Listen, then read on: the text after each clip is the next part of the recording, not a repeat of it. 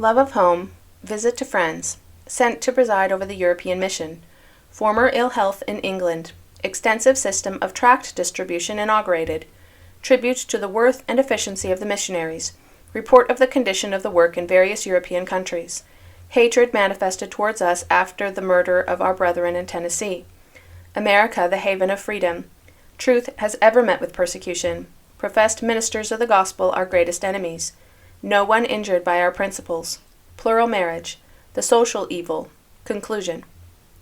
Discourse by Apostle John Henry Smith, delivered at the annual conference held in the Tabernacle, Logan, Cache County, Monday morning, April 6, 1885. Reported by John Irvine. It affords me pleasure to meet again with the saints in Zion and to have the privilege of mingling with the people of God in a general conference. It is some time since I had this privilege, and I can assure you that I appreciate it very much. I do not think it possible for me to express in proper language my feelings in regard to my mountain home. I never learned but one verse of poetry in my life, and that one I have repeated many times, and I do not know but what it would be well for me to repeat it this morning. The verse to which I allude says, "There is a magical tie in the land of my home that the heart cannot break though the footsteps may roam. Be that land where it may, at the line or the pole, it still holds the magnet that draws back my soul." Such is the case this morning in arising to address you for a short time. What the Lord may have for me to say to you I cannot imagine. For a few months past I have not addressed any congregations. I have been visiting. I have been reasoning with my friends upon the principles of the gospel and seeking to enlighten them in regard to my position. Having accepted the gospel and dedicated my life to the preaching of the same, I was desirous that my kindred should hear it. I have not been idle, but have been laboring with zeal to impress upon them the nature of the latter-day work. I did not go there expecting to make converts, but to relieve my friends of prejudice. I have found, so to speak, that my utterances have fallen on stony ground outside of my kindred, that while I was received with kindness and trust that good may in time come from my labors in certain directions, yet I cannot say, as many have said, that I have accomplished much good, and that I have removed a world of prejudice. I trust, however, that I may have done some good during the past few weeks among my kindred in the Eastern States. As you are aware, in 1882 I was sent by my brethren to preside for a season over the European mission. I proceeded to my field of labor with some dubiety in regard to my own self. My former experience upon the island of Great Britain has been that I was really fearful in regard to my health. For 5 years after my mission to the British Isles I have never passed a night in sound and perfect sleep. I suffered from a cold contracted on that mission. On my departure in 1882, however, my brethren promised me that I should go in peace, that I should enjoy good health, and that the blessings of the Lord should be around me, and that I should be enabled to accomplish the object for which I was sent forth. And while I went with some foreboding with regard to myself, still it appears I had to return to Great Britain, to lose that which had seized upon me on a former mission. I found upon my arrival in that land a corps of very excellent elders. The mission was in very good condition, with an earnest and determined lot of missionaries who were willing to do anything that might be required at their hands for the furtherance of the purposes of the Lord. I found, however, upon investigation and mingling with my brethren, that the road seemed to be hedged up in a manner so that they could not accomplish that which their hearts desired. After visiting various conferences and giving the brethren such instructions and counsel as the Spirit suggested as to the best method to reach the people, getting their views and the result of their experience in the field, some of them having been there for a year or two, it was decided, on the suggestion of several, that an effort be made to distribute more of the written word than had heretofore been done. Communications were addressed to the presidency of the church, and by their consent a system of tract distribution was inaugurated, and has been followed systematically from that day to this. What the result may be in the future we cannot say. Nevertheless, we have done the best we could in our ministrations among the people, and have striven with the power that the Lord has given us to warn our fellow men of the reestablishment of the kingdom of God. The elders that have been sent to labor under my watch-caring counsel have been men of worth. It is a matter of pride to me that those who have been sent to labor under my direction have been good and humble men. Many of them have been young men reared in these mountains, that were taken from the farm, from the stock range, from the store, from the workbench. They had received comparatively little training in the ministry, but a few weeks' time has developed them, and they have gone forward in faith. The Lord has blessed them in their administrations. I have had much joy and satisfaction in laboring with them, and in all my ministrations and counsels to them, I believe they have listened to them and sought to the best of their ability to carry out these counsels and labor for the advancement of the work of the Lord. Since I returned home, there has nothing afforded me greater pleasure than during this conference to take into my arms and press to my breast the men that have been laboring in the same cause as myself, for I respect and honor them as I would my own brother. These sentiments are from the heart in regard to them, and I trust that their experience with me and our acquaintance, and the friendship that springs up amid adversity and trials, may be as lasting as life itself. I am pleased to report that in Great Britain we continue to do some baptizing. During my administration in that land, a little new ground, or rather ground that had been worked years ago and been abandoned, has been opened up in various places. We have gained a foothold in Finland, and a few have been baptized in that land. Brother Fjeldstedt sent some native elders into that section of the country, some men that were inspired with zeal and who were humble, and who were ready to meet any trial and difficulty that might come their way, succeeded in opening a little door. Seed has been sown. Away north on the borders of Prussia and Russia, an opening has been made through a native who had been ordained by Brother J. A. Smith of Cache Valley, and there a prospect of the gospel being introduced in that country. We have also made a little effort to introduce the gospel in Austria. Brother Beisinger has been there and labored some. Brother Hammer has been there also, but was run off by the authorities. Brother Beisinger and Brother Jennings are now, I suppose, in Austria, probably in Bohemia. I felt while in Switzerland in December that it would be impossible for me to return home without another effort being made to open the gospel to Austria, although the brethren had already suffered considerable in that land. The authorities there do not treat our elders as they should, but I trust that by wisdom and prudence the gospel may be preached, and that the inhabitants thereof, a fine race of people, might sense their position and embrace the truth. We have also made an effort to establish ourselves in Turkey, and I trust that a work will be opened up there. A few baptisms have already been made. The brethren through the British Isles have been making efforts to introduce the gospel in every corner and place where opportunity presented itself. I would say, however, that the England of a few years ago is not the England of today. While the same spirit of liberty, the love of the rights of man, may exist among the English people, still that spirit of hospitality that characterized them years and years ago seems to be on the wane.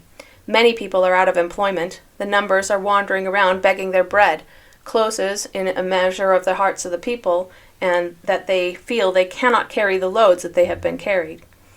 Still, among the Latter-day Saints the same hospitality is to be found. Their hearts are as warm today as they ever were. We have made recently, through the labors of Brother Wilson and Marshall, 2 Irish brethren, an opening in the north of Ireland, and we trust that with care much good will result in that neighborhood. Some very fine people have embraced the gospel there, people in good circumstances, and who, inspired with zeal, desire to spread the principles of the gospel, and thus little by little we accomplish the object of our mission, and the world is being warned. When I left England, there were 3 valley elders in Ireland, and I hope others may be added to their numbers before long, so that the work may spread in at least the Protestant portion of that country. I am inclined to believe that there are hundreds and thousands of people in Ireland who will receive the gospel. My prejudices in regard to the Irish people have been wiped away in mingling among them. I find them among the purest of the stocks upon the earth. Virtue is held at a high premium among them. The statistics of Great Britain show this fact, that illegitimate births in Ireland constitute 3%. In England, 6%. In Scotland, 9%. I say this speaks volumes for Ireland, and I trust that the gospel may spread in that land and that thousands may receive its truths. I have visited nearly all parts of the mission, at least where there are any saints, and some portions where there are none. I went to Italy in the hopes that I might see some chance of making an opening in that country. I came very near having 2 of the elders starved by staying there. I was determined, however, to try and introduce the gospel. There are some sections of the country that are Protestant, and I trust that there may be a time come when the gospel will spread among that people. But I regard Italy as in such a condition that there are but few chances at the present time for any opening to be made. The Italians are bound up in that religious faith that they have been reared in, or they are infidel almost entirely. I noticed in my attendance at the churches that they are usually well filled with priests and beggars, and that few, comparatively speaking, of the well-to-do classes, or the middle classes, or the better-informed classes, were paying any attention whatever to religious observance. I have also, during my administration in the British mission, sought to have the gospel preached among the French people. Brother Bunot and Brother West made an effort on the island of Jersey. Brother Bruneau was sent to France, and he stayed there just as long as he could possibly live, using his own means, and striving by every means in his power to open some doors to his countrymen. Brother Bruneau is a man who was educated for the Catholic ministry, a man of intelligence and learning, and a humble man who did everything in his power to warn his countrymen. He was not successful in accomplishing the desires of his heart. On the borders of Switzerland and France, a number of the elders have labored, and while we have not reaped as we could have wished to have done, still there has been satisfaction in the labors we have performed, for we realize that it is not only a day of gleaning and gathering the people, but is also a day of warning. I will say here that about the time our brethren in the southern states were murdered in cold blood, a wave of hatred seemed to have been engendered in the minds of the people in every direction. The press of Europe teemed with the most horrid stories that can be imagined. Everything that had ever been thought of everything that had ever been manufactured for partisan purposes in our own land was scattered broadcast throughout Europe, and the masses of the people were warned in every direction in regard to us. And not only were they warned through the newspapers, but lecturers began to take the field in every direction and incite the people not to avoid our meetings, but on the contrary, to follow us up and mob us, giving us no chance to explain to them the principles of the gospel, or to represent ourselves as we should. This feeling has been growing in power from that time until the time I left that land, but as heretofore a cool wave will by and by come along, and as a result of the heated condition of the people over the Mormon problem, and the efforts that have been made to impede the Lord's work, people will begin to inquire, thoughtful people will look into the truth, and the work will continue to grow in the future as it has done in the past. It is true that people do not come by hundreds and thousands to hear the good word of life and salvation, but the eyes of the world are directed to this our mountain home. They recognize the force of the utterance of Henry Ward Beecher when he said, "Gentlemen, say what you will, but yonder in the Rocky Mountains is the phenomenon of the 19th century."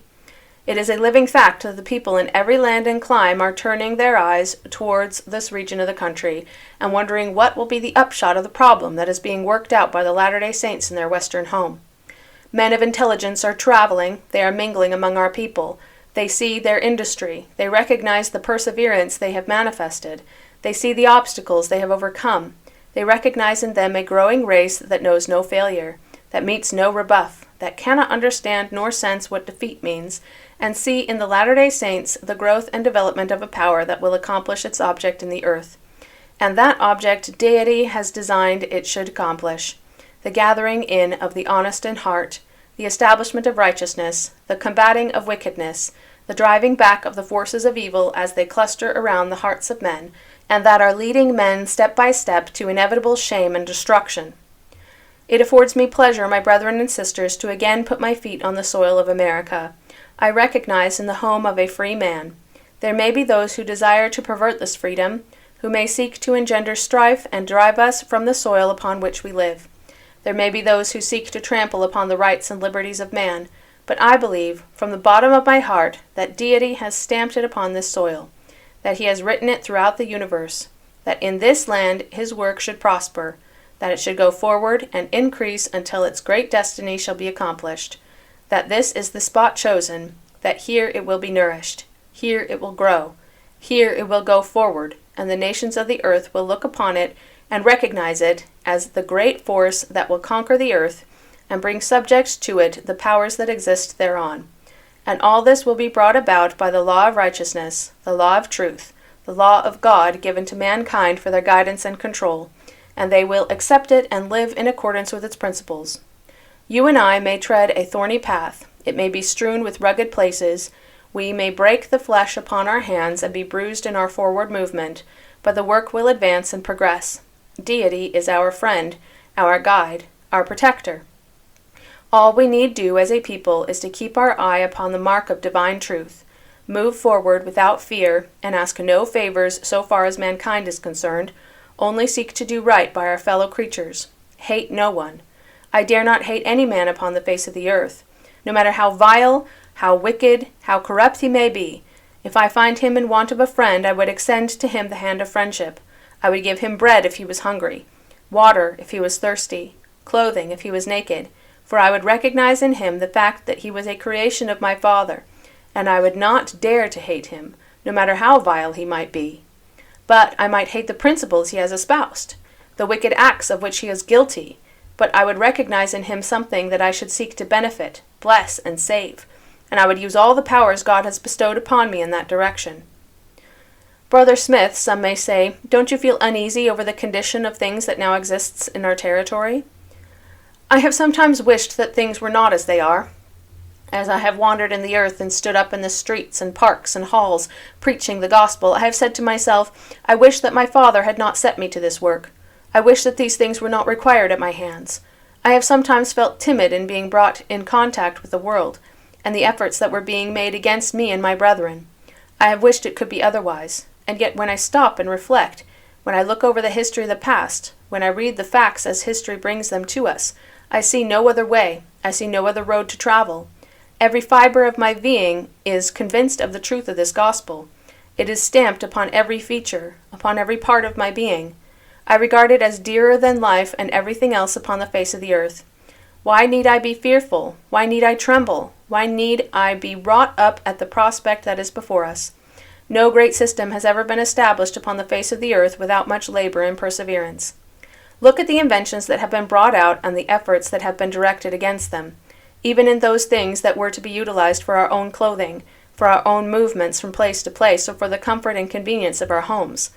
The men that have invented these things have met with continual persecution. They have struggled against nature itself.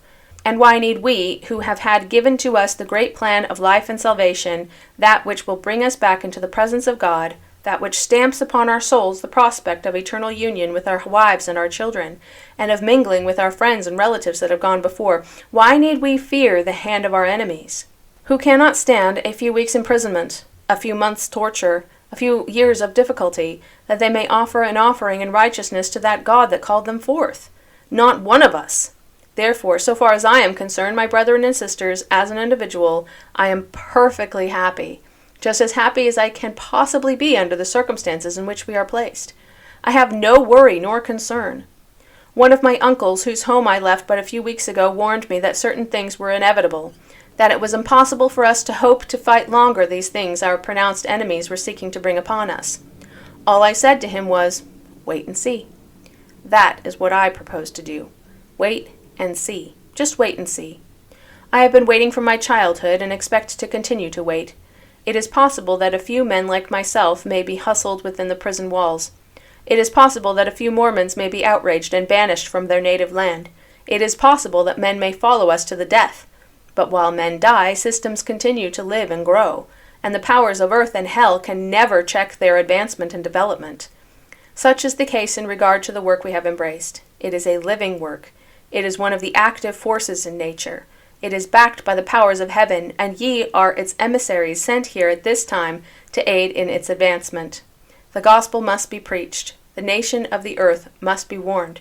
And this nation, or any other nation, will fall beneath the judgment of an enraged God if they reject the message of glad tidings, which our Father has offered them for their exaltation in his kingdom. The work of God must conquer every foe. It must overcome every opposing force, and it will accomplish that destiny as sure as there is a God in heaven. Write it upon the page of history. Stamp it upon your souls, for deity has designed that it should be the case. I find in mingling among the people in the East that in the force moving today against the Latter-day Saints is not the politicians of this country. The politicians, so far as they are concerned, would care little about us, but there are behind them the people. There are first the ministers of the gospel. I do not desire to speak harshly of the ministers that live among us, or make charges against them, for I have been away for some time, but this fact is patent to every one, that the fervor against the Mormons is worked up right from our own homes, and largely by Christian ministers. Letters are written to the ministers of the country. The ministers work upon their flocks, go among many of the people of the East, among the old Puritan stock of which my fathers are descents, and you will find that the tales of the horrors of Mormonism are the most startling character. This I discovered while I was visiting among my relatives in New England. They are more or less prejudiced against Mormonism, but I trust that the little light I was able to throw upon the question may result in good. The New Englanders as a rule have but small families, and the evil practices that are resorted to by many to prevent their having children at all will be the means of carrying them down to the pit. Now, brethren and sisters, whom have we wronged? Whom have we wronged by peopling this desert land? Nobody. If there was anybody wronged, it was the red man, and he has not been wronged but blessed. For we have tried to feed instead of fight him. The first principle of the gospel is faith. Whom have we hurt if we have faith? Then there is the principle of repentance. Whom have we injured if we have repented? Is anybody hurt? Is the government hurt? Does repentance beget hostility to the government? If we make a covenant with God in the waters of baptism that we will be pure, is anybody wronged? No!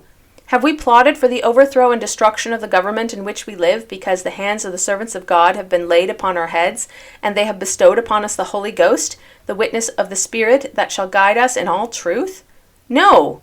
Have you or I made a contract with our God to wage antagonism to the institutions of the country in which we live, or sign allegiance to any other government upon the earth? I have not. I have sworn allegiance to the government in which I live. My labors as a man are in the interests of humanity, the freedom of man, that his conscience may not be chained up, that his body may not be bowed down with the yoke of tyranny, but that before God he may stand erect, fearless and strong, determined to benefit and bless the human family. Need we be fearful in regard to these things? I think not.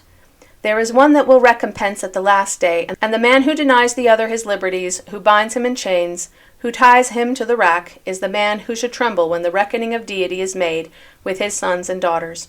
We might go through all the principles of the faith we have espoused and then ask who is wronged.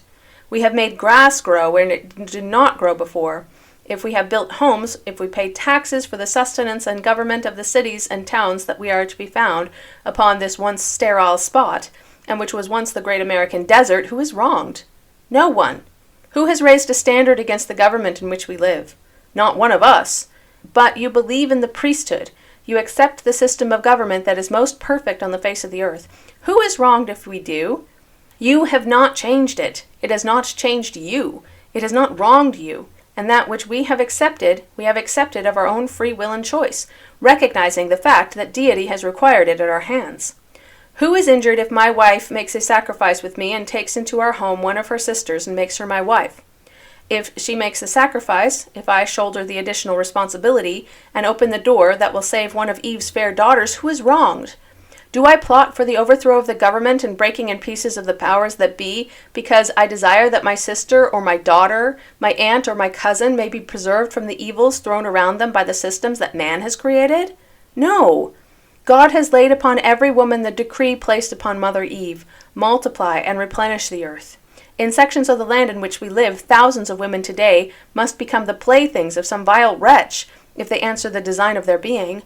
My whole being is convinced of that fact. That is a decree of God himself, that these women should have a chance to marry, and that he himself has opened the door. He himself has established the principle.